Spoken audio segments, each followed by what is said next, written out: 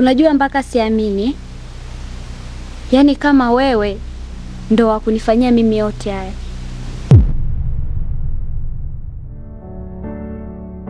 Kafara ya mimba ya kafara ya mimba ya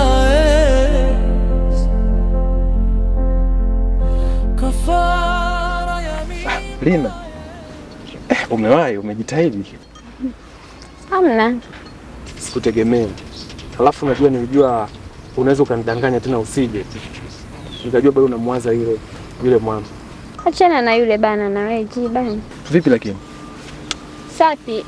Kikubwa mimi nishukuru kwa sababu umeweza kuitika wito wangu na kuweza kufika. Maana najua tulivyoachana siku ile pale, hatukuachana katika mazingira ambayo ni salama. Lina, unajua kicho nifanya nikuite hapa? Nataka nikwambie. Sijui kama unajua.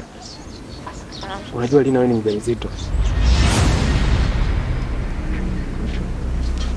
Mjamzito?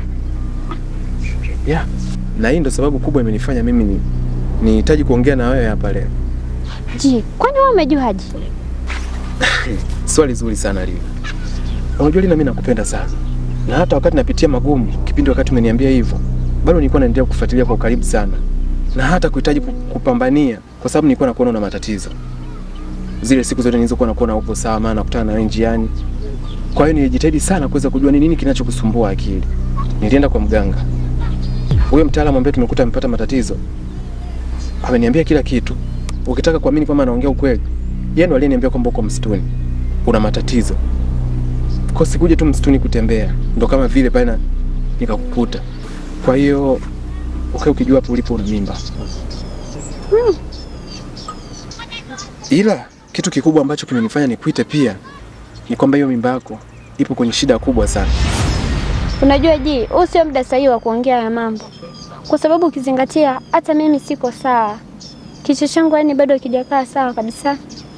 Kwa hiyo naomba tu tutafute wakati mwingine tuongea ya mambo. Lakini sio kwa sasa hivi. Ni sawa unachokisema.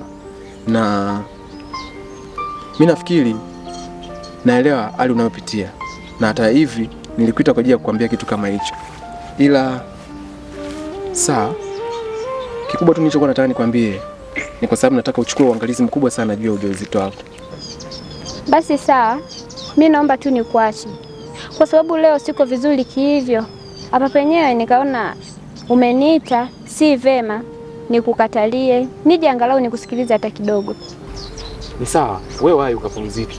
Kikubwa nilichotaka nikwambie ni hicho. Ila hakikisha unaendelea kwa salama. Wewe pamoja na kiumbe kilichomo tumboni. Sawa, asante kwa kujali G. Sawa. Haya, bye, mimi napoa. Haya, hamna shida.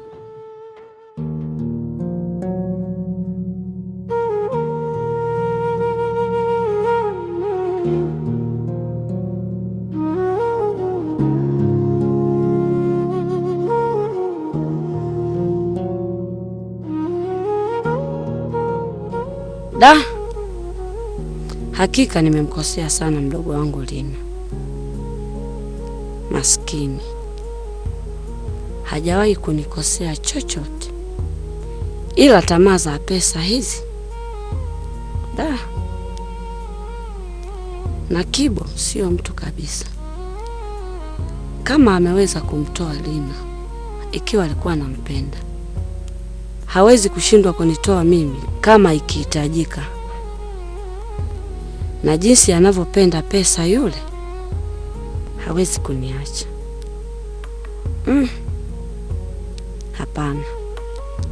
Hii haiwezi kuisha hivi.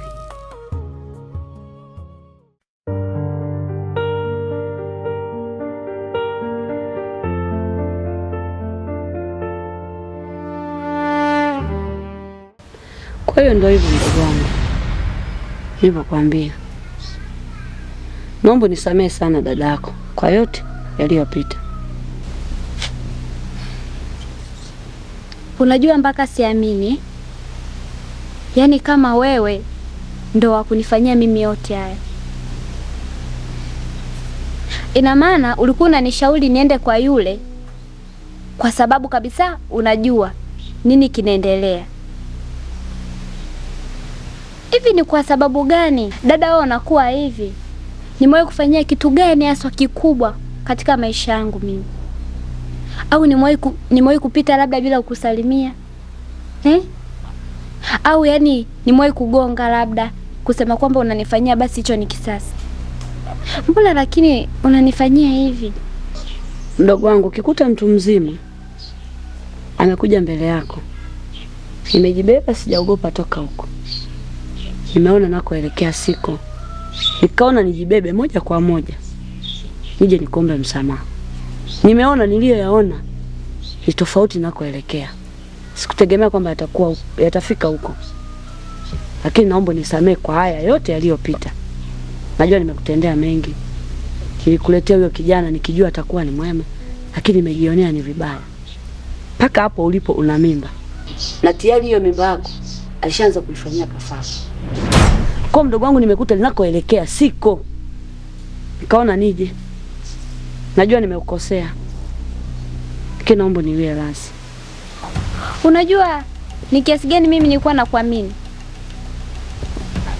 Nadhani unajua, na ndio maana nilikuwa nafuata ushauri wako. Na pia ulivyonitafutia yule mwanaume sikukataa, kwa sababu nilikuamini. Wewe ni dada, pia ni mtu mzima, uwezo kanipeleka mimi sehemu mbaya. Lakini cha kushangaza, wewe ndo unakuwa toa kipindi cha huko nyuma chote.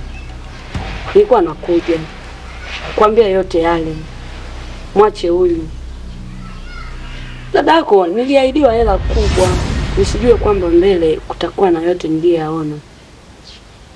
Ndio nikaona nirudi. Kwa nakuomba sana nisamehe. Mimi mwenyewe nimejionea mambo yanakoelekea ni mabaya, nikaogopa. Hakika unanishangaza sana. Yaani pesa pesa ndio inakufanya wewe uwe mnyama kwangu? Na je, ndajuaje kama hiyo pesa ndio imekusababisha wewe uje hapa unilaghai kwa maneno yako hayo? Mdogo wangu, kwa jinsi roho yangu ilivyonisuta mimi, ndahakikisha nakupambania wewe kwa chochote kitakacho ukuta, kwa maana mengi nimeyaona na ninayajua. Kwa nipo tayari kukusaidia mpaka utoke kwenye hiyo shida. Naomba niamini, siwezi kukurudisha tena nyuma.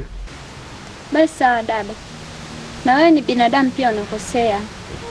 Na ndio maana nilivyokuona kule msituni nilishtuka sana kukuona, lakini kwa sababu umeomba msamaha na umekiri mwenyewe kuwa ni kweli umefanya, lakini umegundua makosa yako ni yapi, basi sawa, kama mimi mdogo wako ninakusamehe. Nashukuru sana mdogo wangu, nitakuwa bega kwa bega na wewe na nitakusaidia kwa lolote litakalotokea kwako. Asante kwa kunisamehe. Basi sawa dada. Basi mimi nikuache. Karibu.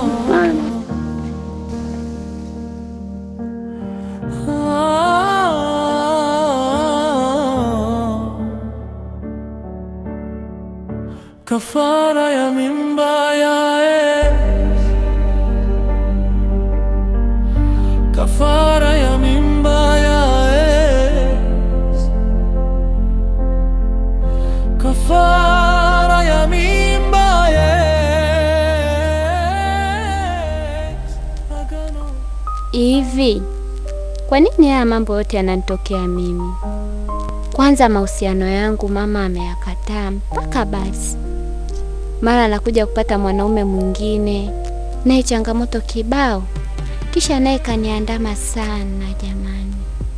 Na kuhusu ujauzito, lazima niwajie, maana yeye ndio mwanaume wangu pekee mpaka sasa. Na sasa mama akijua kwamba ni ujauzito wa G, itakuwaje?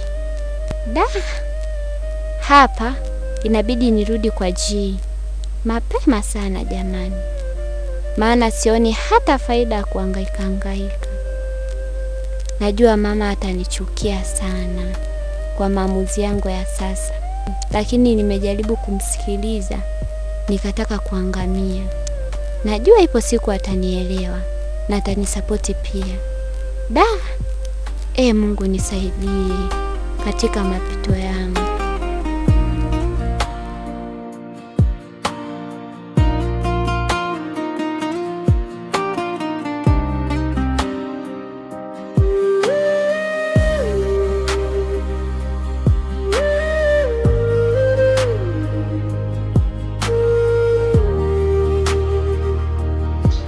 Unajua Ji, hakika wewe ni mwanaume kweli mwenye upendo wa dhati. Yaani sikujua wala sikufikiria kama ungenipambania mimi kiasi hiki. Yaani najivunia kuwa na mwanaume kama wewe. Nashukuru sana kwa maneno yako. Ni maneno yenye nguvu sana na sijui umewaza nini mpaka umeniambia hivyo. Nini sababu hasa ambayo imekufanya uniambie hivyo? Hamna, sio kwamba nimewaza kitu chochote. Si nimejionea mwenyewe kwa macho yangu mawili. Ni kiasi gani umenipambania na kuwa bega kwa bega na mimi mpaka sasa hivi. Mimi nikwambie tu, unajua mimi nafahamu maana ya mapenzi ya dhati. Na najua kabisa maana ya kupenda. Unajua kupenda ni kujitolea. Yaani kupenda ni kujitoa sadaka. Kwa hiyo ukimpenda mtu no matter what, unatakiwa kupambana kwa ajili yake. Unaona? Kwa hiyo hata kipindi wakati unapitia magumu na changamoto mbalimbali ambazo zimekutokea, nilisema sitakuacha wala sitarudi nyuma. Ndio maana umeona jinsi ambavyo nimepambana sana kwa ajili yako. Na kiukweli niseme tu nimepambana, nitaendelea kupambana daima na daima. Alafu Ji, kisha alikuja nyumbani. Kisha yupi? Kisha yule uliyemkuta na Kibo msituni? Huyo ndio alikuja jana nyumbani, alinifuata. Anataka nini tena? Eti alikuja kuniomba msamaha. Ameniambia vitu vingi alivyonifanyia. Sikutegemea kama yule dada angenifanyia mambo makubwa kiasi hicho. Yaani kanieleza vitu vingi ambavyo alikuwa anavipanga, sijui vya ubaya alivyonifanyia. Alafu kubwa kuliko kaniambia kuhusu ujauzito. Alafu kaniambia pia kuwa una matatizo kama ulivyoniambia wewe. Yaani hapo ndo nikajikuta sasa na kuamini. Na kanielezea kuhusu tambiko alilonifanyia Kibo. Na kaahidi atanisaidia, atakuwa na mimi bega kwa bega. Lina, kwa umemwamini? Sio kama namwamini, hapana. Kwa jinsi alivyokuja na akanielezea, inaonesha dhahiri kuwa kweli amebadilika. Kuna uwezekano. Wewe hata nikwambie kitu kimoja Lina. Hivi unajua shetani anajua Biblia vizuri sana. Shetani anajua vifungu vyote kwa sababu alikuwaga mtoto wa Mungu pia, alitoka mbinguni. Nikisema hivyo namaanisha kwamba mtu mbaya ni mtu mbaya tu. Yaani adui ni adui tu. Kwamba anaweza kaa anaona kwamba ile plani yao imefeli, akajaribu kutumia plani nyingine. Mimi sidhani kama kuna umuhimu wa kumwamini. Na yani aliniingia akilini kabisa kwamba amejisikia nini mpaka aje kuombe msamaha from nowhere, aje anze. Hapana. Mimi siwezi kumwamini kiwepesi namna hiyo. Haiwezekani.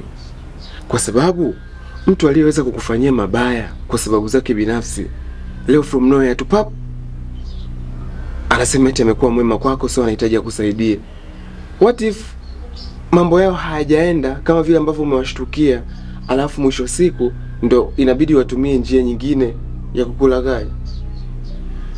But kama anasema mbadilika na unasema unamwamini kwa kiasi hicho, nahitaji kuonana naye kwa sababu ni lazima nione anavyoongea na anachomaanisha na what is target. Otherwise itakuwa ni ngumu sana mimi kumwamini. Basi sawa, itabidi iwe hivyo na wewe umsikilize. Haya, karibu. Naona tangu umefika umeishia nje.